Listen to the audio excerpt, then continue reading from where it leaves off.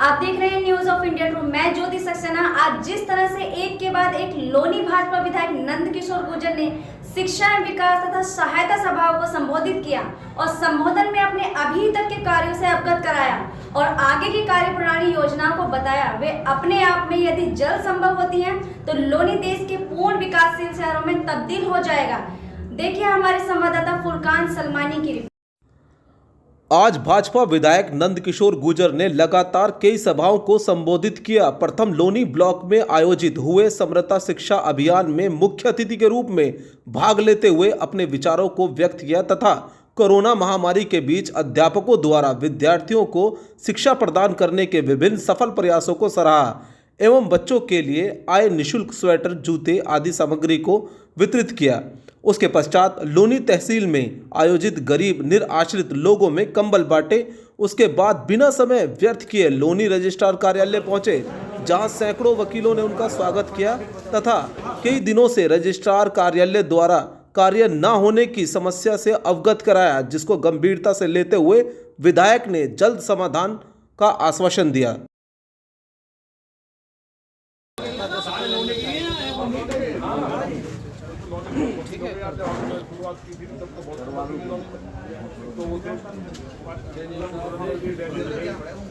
मैं अपने खंड शिक्षा अधिकारी महोदय से निवेदन करूंगी कि वह आकर अपने विचारों से हमें अवगत कराएं।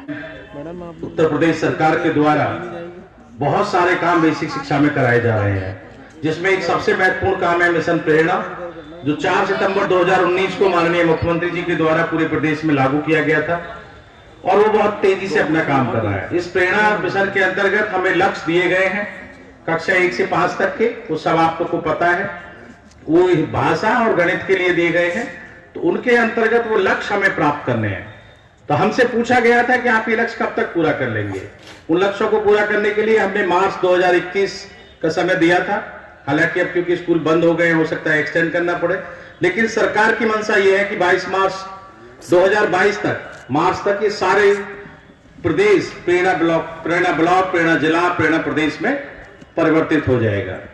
मैं आपको बताना चाहूंगा विधायक जी की सरकार द्वारा इस प्रेरणा मिशन के अंतर्गत जो काम कराए जा रहे हैं वो तो कराए जा रहे हैं, इसके अलावा कायाकल्प में बहुत सारा काम कराया गया है। और जितने भी ग्रामीण एरिया के हमारे स्कूल हैं, यानी कि जहां पे प्रधान काम कर रहे हैं, वहां पे हमारा 100% लगभग रिजल्ट है कि हमने 14 बिंदु टारगेट किए थे, जिनमें मुख्य टॉयलेट है, पानी है, पीने का पानी है, टाइलीकरण है, रसोई है, बिजली है, फर्नीचर है, वो हमारे सभी स्कूलों में है।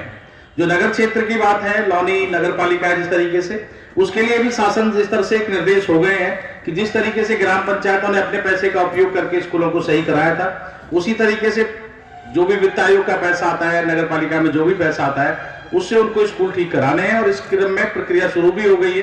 तो आप लोगों ने बुलाया, सम्मान दिया, आदरणीय भाटी जी और आप सबका मैं सिर झुका के अभिनंदन करता हूं। आपने जो इंतजार किया उसके लिए, क्योंकि थोड़ा सा मुझे लगता है आधा घंटा में लेकर आया कि इस तरह के कार्यक्रम थे लगातार, और कुछ लोग जो घोड़ा बुग्गी वाले 1200 लोग बेचारे वो आए कहीं से, उनको दिल्ली गवर्नमेंट डिस्टर्ब कर रही थी तो उनसे उनका सॉर्ट आउट कराना पड़ा, और भी कई रास्ते में थे। अब लगातार प्रोग्राम है, अभी गरीबों को कंबल भी बांटना है और एक कार्यक्रम बार एसोसिएशन का है, उसके बाद डीएम के साहब के साथ बैठना है लौनी के लिए डेवलपमेंट की बातों को लेकर। तो लेट आने के लिए माफ़ी चाहता हूँ, लेकिन हमारी तरफ से पूरी सपोर्ट है। किसी को कोई व्यक्तिगत कोई दिक्कत है तो मिल सकता है, आधी रात को किसी को कोई समस्या नहीं है। हमारी सरकार की मंशा आप लोगों के लिए, टीचर्स के लिए बेहतर सुविधाएं देना, और ये उम्मीद हम लोग करते हैं कि आप भी बेहतर स्टूडेंट हमारे निकलें, तो देश का, प्रदेश को चलाने का काम न करें, देश को और दुनिया में हमारा नाम करने का काम करेंगे, ऐसा मुझे उम्मीद है। आप सबका बहुत बहुत धन्यवाद। जय हिंद। पेशेंट्स हैं उनको हम 100% अपना 100% उसमें योगदान देकर एक मिशन प्रेरक प्रदेश की जो संकल्पना है उसको पूर्ण करने का आश्वासन आपको पूरे बेसिक शिक्षा विभाग गाजियाबाद की ओर से देते हैं। और आप ये हमेशा 100% हम लोग ये आपको आश्वस्त करते हैं कि जो भी आपके एक्सपेक्टेशंस हमारे बेसिक शिक्षा परिवार से हैं उनको हम अवश्य ही पूरा करेंगे और आपकी सभी एक्सपेक्टेशंस पर हमारा विभाग खरा उतरेगा। धन्यवाद सर। आप देख रहे हैं न्यूज़ ऑफ इंडिया टू। इस वक्त हम मौजूद है लोनी गाजियाबाद में, जिसमें आप देख रहे हैं कि हमारे कैमरे के सामने लोनी के जो है माननीय विधायक जिस वक्त मौजूद है, यहाँ के जो है सीनियर शिक्षा विभाग के अधिकारी मौजूद है। हम आपको दिखा दें कि अगर हम कैमरा पर्सन अगर हम पैनल की तरफ दिखाएं आपको, तो समग्र शिक्षा अभियान के अंतर्गत काफ़ी सारी चीज़ें आज महत्वपूर्ण डिसीजन लिए गए और जो अभी तक के कार्य थे उनकी समीक्षा हुई। हम जानेंगे विधायक जी से। सर बहुत बहुत स्वागत है आपका। सर लगातार जैसे कि आपके अभी हमने स्टेटमेंट भी रिकॉर्ड करा है कि लगातार पिछले काफ़ी टाइम से अब एक के बाद क्राइम की जगह डेवलपमेंट की बात हो रही है, तो सर आगे इसी प्रकार के डेवलपमेंट रहेंगे या कुछ चुनावी सरगर्मियों को लेकर इन मामलों को तेज करेंगे? देखिए, चुनावी नहीं है, हम चुनाव को लेकर राजनीति नहीं करते। हमने कहा था लौनी को लंदन में जी, ये हमारा विजन था।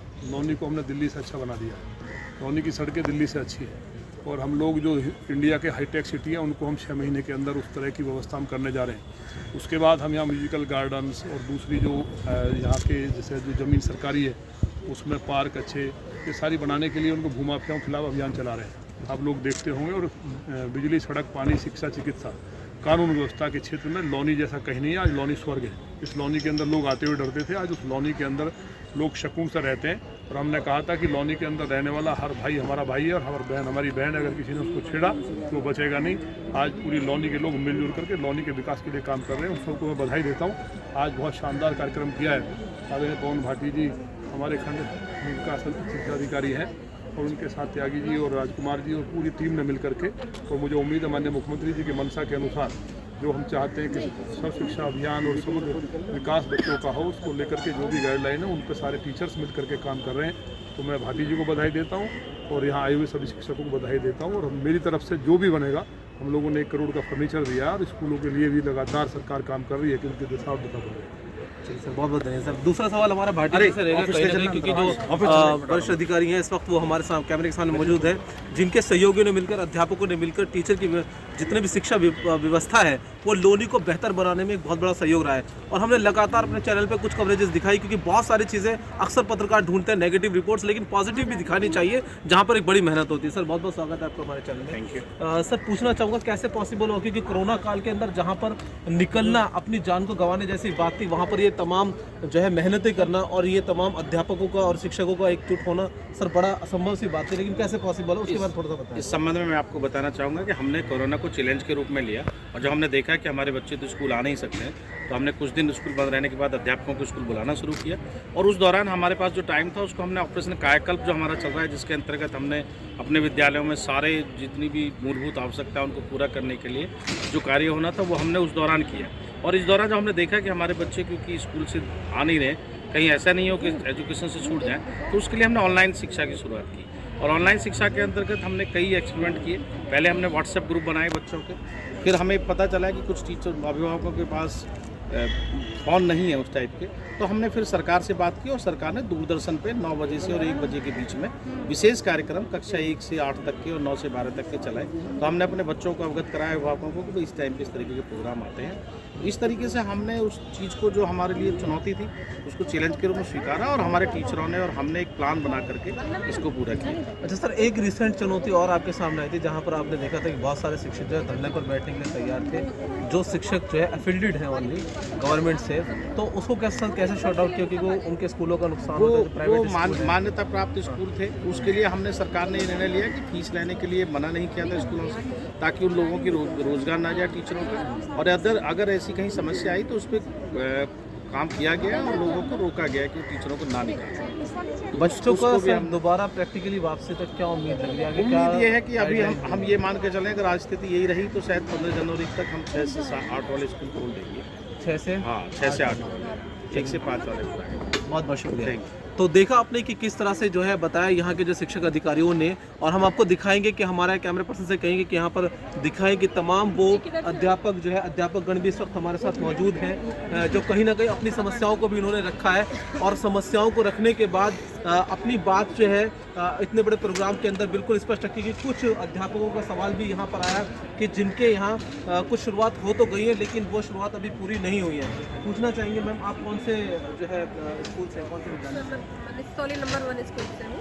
जी, तो कैसी व्यवस्था है वहाँ पर? क्योंकि एक सवाल इस तरफ से ही उठा था कि वहाँ पर जो है शौचालय बन तो गए लेकिन अधूरे हैं, टाइल्स नहीं लगी है, कुछ इस तरह। हमारे यहाँ कायाकल्प के दौरान बहुत अच्छा काम हुआ है। हमारे प्रधान जी ने स्कूल को एकदम बदल दिया और बहुत अच्छा स्कूल हमारा हो चुका है। चलिए, और शिक्षा के क्षेत्र में मैडम क्या कहना चाहेंगे, क्या? सर मैं प्राथमिक विद्यालय चमन बिहार की प्रधानाध्यापिका मीनाक्षी बोल रही हूँ और मैं शिक्षा के क्षेत्र में ये कहना चाहूँगी कि हमने कोरोना काल पे कोई भी बच्चे को ये नहीं प्रॉब्लम आनी थी कि वो बच्चा घर में बैठे। हमारे यहाँ जिन बच्चों के पास मोबाइल फ़ोन नहीं थे हमने उनको 4-4 का ग्रुप बनाकर स्कूल में बुलाया और हमारे समस्त स्टाफ ने टाइम के अकॉर्डिंग बच्चों को बुलाकर उनको काम दिया, उनकी कॉपियाँ भी चेक की हैं और उनके पेरेंट्स को भी बहुत ज़्यादा जागरूक किया है कि कोरोना काल पे क्या क्या सावधानी, यानी कि जो सोशल डिस्टेंस का पालन करते हुए कहीं ना कहीं आपने उनको एजुकेशन देने की, बिल्कुल एजुकेशन हमारे विद्यालय की बंद नहीं हुई है और इसमें हमारा समस्त स्टाफ, क्योंकि मैम देखिए we have to complete permission about the RNA department की, अगर हम चाहें तो कभी विजिट भी कर सकते हैं बात, क्योंकि आप ऑन कैमरा कह रहे हैं, नहीं ये बहुत बड़ी बात है।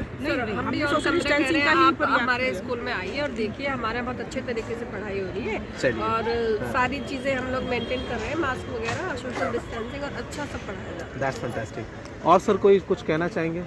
क्योंकि एक सवाल हमने सुना था, यहाँ पर मैं आपको दिखा दें कि एक सवाल हमने सुना था कि कहीं ना कहीं ये जो कोरोना काल के अंदर जिस तरह से इन तमाम गवर्नमेंट टीचर्स ने और अध्यापक गणों ने और मुख्य अध्यापक यहाँ पर ज़्यादातर उपस्थित हैं, उन सभी ने जिस तरह से अपना सहयोग दिया अपने आप में अभूतपूर्व है कि किस तरह से उन्होंने कोरोना काल में भी पढ़ाई को, शिक्षा को मेंटेन किया।